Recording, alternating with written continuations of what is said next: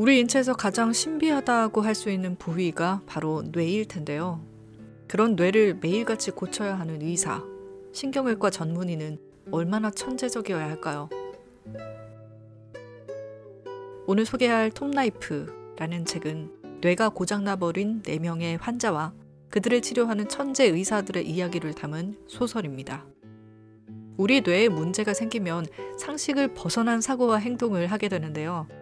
그런 증상을 보는 것 자체가 새롭고 호기심을 자극하고요. 환자뿐 아니라 의사들도 자신의 고장난 마음을 들여다보고 함께 치유해가는 과정이 인상적입니다. 머리는 차갑게, 가슴은 뜨겁게 라는 말이 괜히 나온 게 아니다 싶죠. 이 책을 읽으면서 일드의 한 장면 같다는 생각을 많이 했는데 역시 작년 1월부터 3월까지 일본에서 드라마로 방영이 되었더라고요. 의학 드라마의 긴장감, 재미, 휴머니즘 모두 잡은 오락소설로서 아주 훌륭한 책, 톱라이프 앞부분 발췌 낭독합니다. 책방 낭독 중독 오늘도 찾아주셔서 고맙습니다. 저는 책방지기 제재입니다.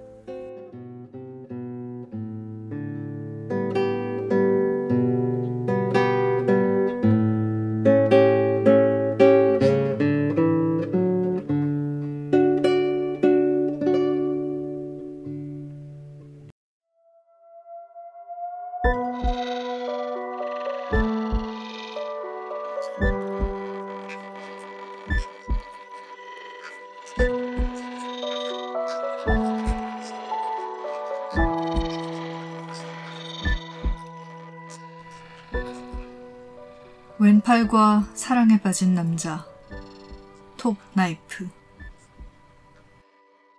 하야시 고지 지음, 김현화 옮김, 오렌지디.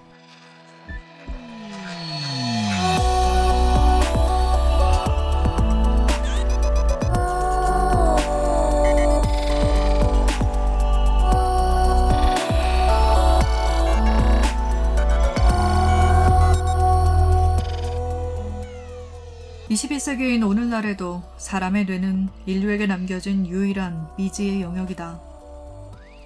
50억 년에 걸친 진화의 산물이자 신경세포 1000억 개가 모인 우주가 만들어낸 가장 복잡한 창조물. 그 신비에 직접 손을 대고 고치기도 하는, 신도 두려워하지 않는 오만한 직업.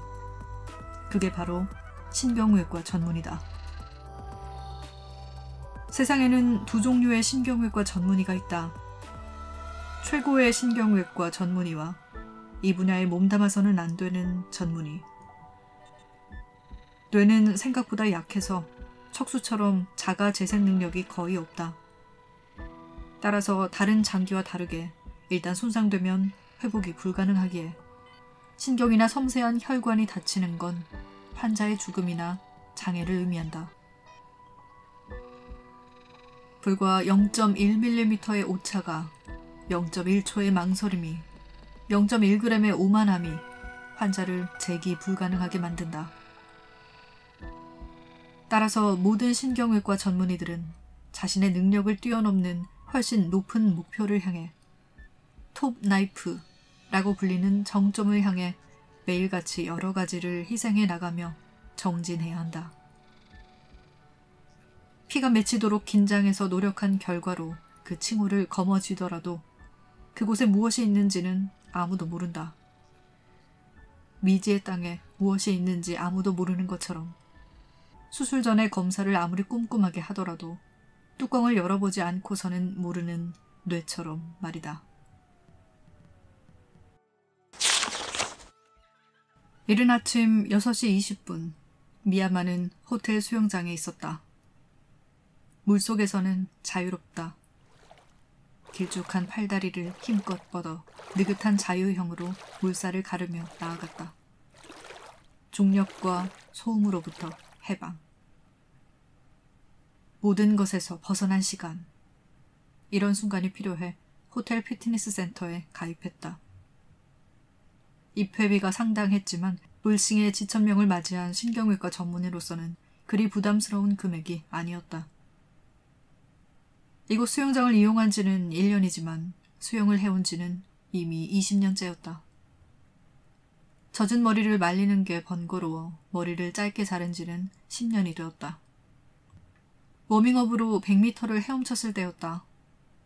수영장 사이드 체어에 얹어둔 스마트폰이 울렸다.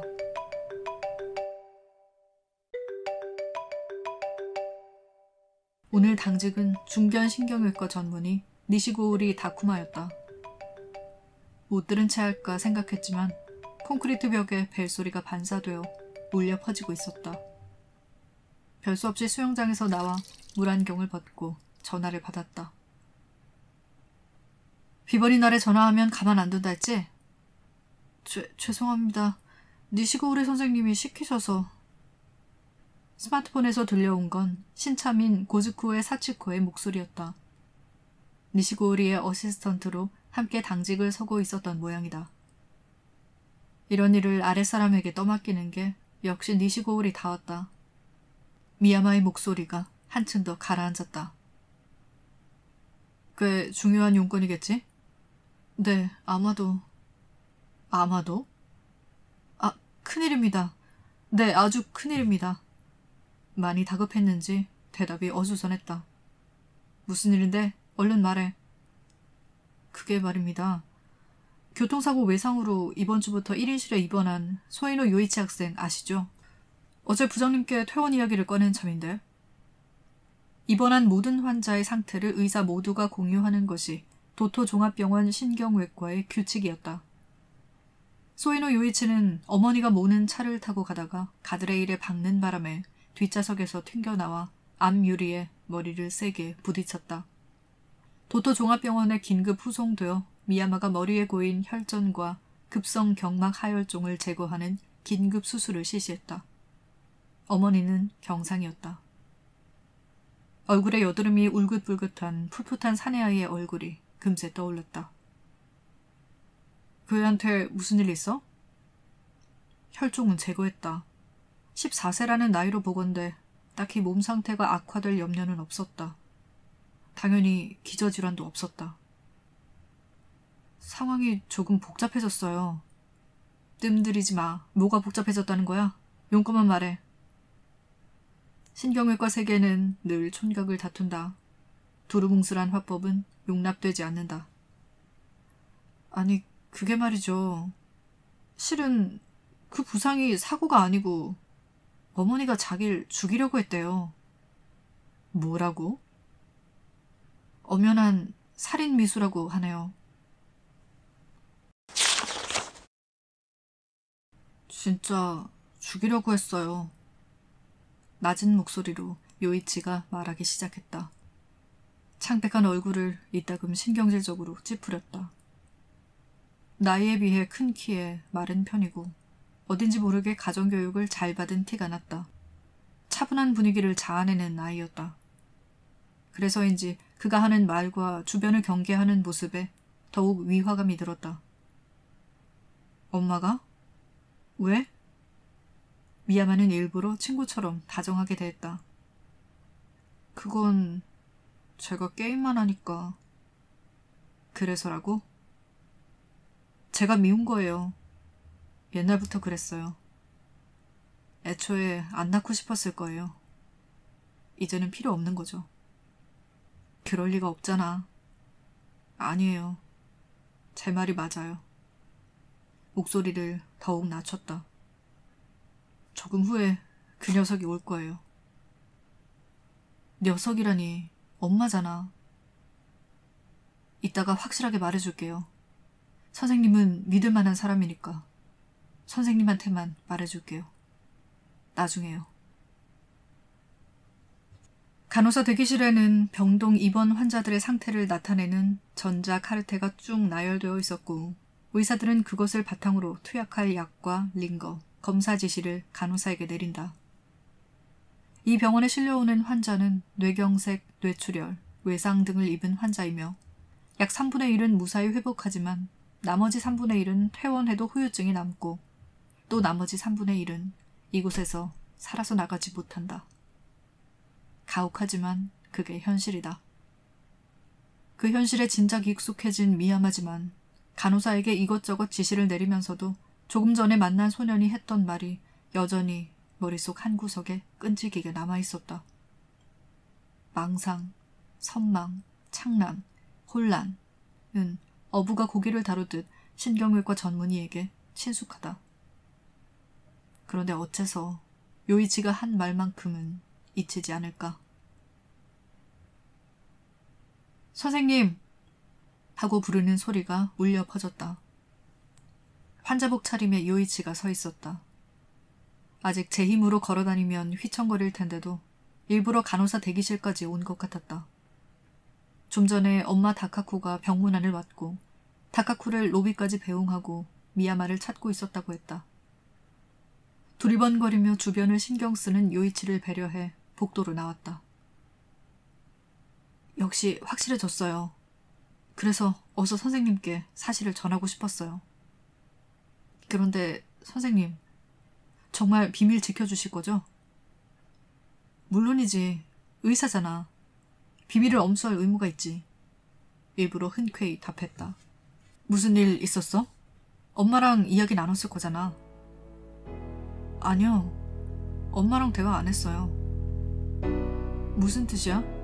배웅했다면서. 그 사람은 엄마가 아니라. 그럼 누군데? 그 사람은 외계인이에요. 요이치의 표정은 진지했다. 카프그라 증후군이 일어나고 있었다. 미야마는 섬뜩함을 느꼈다.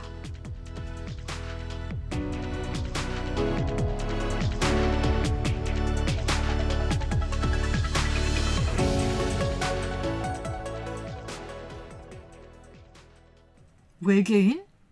엄마를 외계인이라고 주장하나요? 설마요. 고즈쿠에가 회의실에서 눈을 번뜩이며 말했다. 이곳은 환자 개개인의 상태와 앞으로 해나갈 치료 방침을 몇몇 의사가 모여서 검토하는 장소였다. 고즈쿠에, 니시고우리, 그리고 부장인 이마데가와 간호사인 오자와 마린, 그리고 미야마가 있었다. 정신 사나워. 가만히 있어. 아니, 미야마 선생님, 그건 보통 일이 아니잖아요. 카프그라 증후군이라. 이마데가와가 작게 중얼거렸다. 카마쿠라 증후군? 카프그라라고 그 잘난 해외 논문에서 못 봤어? 간호사 마린이 싸늘하게 말했다. 나이는 고즈쿠에보다 아래지만 베테랑 간호사이며 조금 덜렁대는 고즈쿠에에게 면박을 주는 역할을 도맡아 한다. 입만 산 고즈쿠에는 미국 논문에서는 하고 설명을 주절주절 늘어놓는 게 특기였다. 그때마다 마린이 머리에 꿀밤을 먹였다. 카프그라? 뭐? 카프그라 증후군이라고? 그 말로만 듣던? 대뇌는 외부에서 들어오는 자극을 담당하는 부위가 세부적으로 다르다. 얼굴을 인식하는 부위와 그 사람과 관련된 정보와 정서를 느끼는 부위는 또 다르며 보통은 뇌를 둘러싼 무수한 시냅스로 면밀히 연결되어 있다. 그래서 일반적으로 증오하는 상대의 얼굴을 보면 욱하는 기분이 들고 연인의 미소를 보면 행복한 기분으로 충만해진다. 하지만 혈종이 생기거나 뇌가 손상되는 등의 이유로 이 회로가 끊어질 때가 있다. 그러면 어떻게 될까? 요이치의 상황에 대입해보면 이렇다. 얼굴을 보고 엄마라는 시각 정보는 인식한다. 하지만 애정이나 정서를 느끼는 부위와의 회로가 끊어져 있기에 친근한 감정은 조금 더 솟구치지 않는다. 즉 엄마를 봐도 어디에 사는 누군지도 모르는 생판 남을 볼 때와 같은 감정만 느낀다. 어째서일까? 엄만데.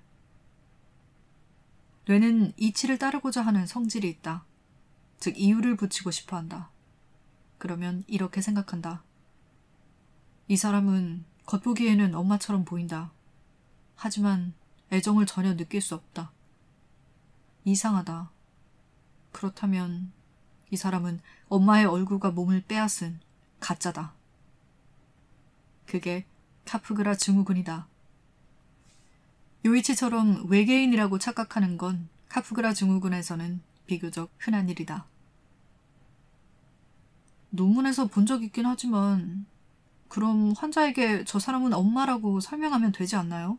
나이도 14시고. 이러니 아마추어지. 어리둥절한 표정으로 중얼거리는 고즈코의 옆에서 니시고우리가 혀를 차며 한숨을 쉬었다. 마린이 덧붙여 말했다. 저기 말이야. 그 아이가 그렇게 생각하는 건 귀신에 홀려서가 아니야. 대학 교수든 대통령이든 뇌의 어떤 부위가 손상되면 그렇게 착각하게 돼.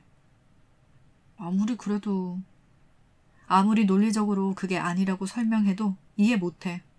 그 아이의 뇌는 지금 그렇게밖에 느낄 수 없고 뇌가 그런 상태인 이상 그 아이가 보는 세상은 당연히 그럴 수밖에 없어. 반측공간 실인증이라는 증상이 있다. 뇌졸중이 일어난 환자에게 자주 나타나는 증상이다. 뇌는 알려진 대로 우뇌와 좌뇌로 나뉘어져 있으며 신경계통은 좌우로 교차되어 있기 때문에 우뇌가 손상되면 몸의 좌측에, 좌뇌가 손상되면 몸의 우측에 장애가 생긴다. 뇌경색이나 뇌출혈로 뇌의 어떤 부위가 망가지면 장애가 생긴 쪽이 보이지 않는 증상이 반측공간 실인증이다. 정확하게 말하자면 뇌가 인식을 못하는 상태이다. 우뇌가 망가진 환자는 좌측을 인식하지 못한다. 꽃을 그려도 오른쪽 반만, 즉 꽃의 왼쪽만 수직으로 사라진 두동강난 기묘한 그림을 그리게 된다. 그 사람에게 좌측은 세상에 존재하지 않는다. 본인에게 아무리 조리 있게 설명해도 웬만해서는 이해하지 못한다. 좌측 절반이 없는 세상이 그 환자에게는 현실이기 때문이다. 3차원에서 사는 사람이 4차원 세계에 대해 설명을 들어도 이해하지 못하는 것과 같은 이치다. 그리고 그런 환자는 지금 이 병동에만 해도 열이나 있다. 그만큼 사람이 확실하다고 생각하는 현실은 애매한 것이다. 그런데 저랑 미야마 선생님은 또렷하게 인식했잖아요. 시각정보랑 정서를 느끼는 부분에 회로가 끊어졌다면 어떻게 인식한 거죠? 애초에 남이잖아. 처음부터 강렬한 감정을 가지고 있지 않았을 거야. 그러니 가짜라고 생각 안 하는 거지. 아, 그렇군요. 자, 그럼 주목. 이마데가와가 전통적인 미남상 얼굴에 미소를 띠고 불룩한 배를 흔들며 손뼉을 쳤다. 성격이 서글서글하고 운도 좋아 여기까지 올라왔다는 소리를 듣는 부장. 톱 나이프를 적극적으로 스카우트했지만 정작 부장은 무도 못 산다는 소문이 돌았다. 카프그라 증후군 강의는 이만하고 MRI 결과는 나왔어? 어때? 미야마쌤. 선생이라고 들리지 않고 쌤으로 들렸다. 이런 것들이 이마데가와를 더더욱 가벼운 사람으로 보이게 했다. 오른쪽 앞 측두부에 이상 혈관이 보입니다. 두부 손상에 따른 경막 동정맥류로 예상됩니다. 경막 동정맥류란 외상을 비롯한 어떤 원인에 따라 뇌를 보호하는 경막 안에 있는 혈관에 변화가 일어나 머리 바깥 동맥이 머릿속 정맥과 바로 연결되는 상태를 말한다. 정맥이 비정상적으로 확장되는 것이다. 입원했을 때는 없었던 게 서서히 확대되어 주변을 압박하거나 혈류의 변화를 일으켜서 이번 같은 증상이 나타났다고 봅니다. 긴급수술 때는 어땠나? 출혈은 실비어스 정맥과 중대 뇌동맥의 분기점에서 시작됐습니다. 그것 말고는 특별히 문제 없었습니다. 알겠어. 동정맥류가 더 커지면 역시 출혈이 일어날 염려가 있으니 틈틈이 생각해봐. 무슨 일이든 적당히 처리하는 것이 이마데가와의 방식이었다. 구렁이 담 넘어가듯이 그의 특기다. 보호자는 싱글맘이라고 했지? 네. 설명은 미야마 선생님한테 맡길게. 아이 엄마가 사리 분별을 잘할 것 같으니 이해할 거야. 사고를 당해 실려왔을 때 내 탓이야. 내가 대신 죽어야 하는데 라며 패닉에 빠진 소에노 다카코의 얼굴이 눈에 선했다.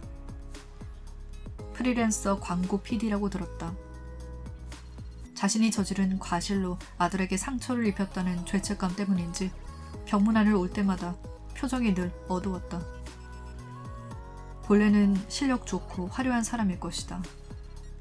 입고 있는 옷이나 가방이 자아내는 고급스러운 분위기와 어두운 얼굴의 격차가 안쓰러움을 배가시켰다. 그런 그녀에게 카프라 증후군을 설명해야 하는 임무가 버겁게 느껴졌지만 마린에게 내일 다카코가 오면 자신에게 알려주고 요이치는 절대 안정을 취하게 하라고 지시하며 회의실을 뒤로했다. 복도를 걷고 있는데 니시고우리가 옆에 나란히 섰다. 경막 동정맥류 때문에 카프라 증후군이 발생했다면 요이치 학생 재수술해야겠네요. 니시고우리는 난이도 높은 수술이 있을 때만 말을 걸어온다. 젊은 천재라고 불리며 톱나이프 칭호를 노리고 있는 그는 늘 눈에 핏발을 세우고 난이도 높은 수술을 찾아다닌다. 그렇겠지? 출혈 가능성도 예상해야겠지. 저 어시스턴트로 참가해도 될까요? 근무 시간표를 보고 결정할게. 머릿속엔 저장해둘게. 부모가 외계인이라. 그런데 부모는 실제로 외계인 같은 법이죠. 환자의 사생활에 눈꼽만큼도 관심 없다는 모습으로 니시고우리는 다른 병동으로 향했다. 미야마는 마치 예전의 자신의 모습을 보는 것 같았다. 전문의 자격증을 따기 위해, 이름을 알리기 위해 자는 시간도 아껴가며 수술에 동참했던 그 무렵. 그때였다. 엄마! 하고 부르는 소리가 들렸다. 반년 만에 보는 교복 차림의 딸 아미가 한산한 카페에 오독하니 서 있었다.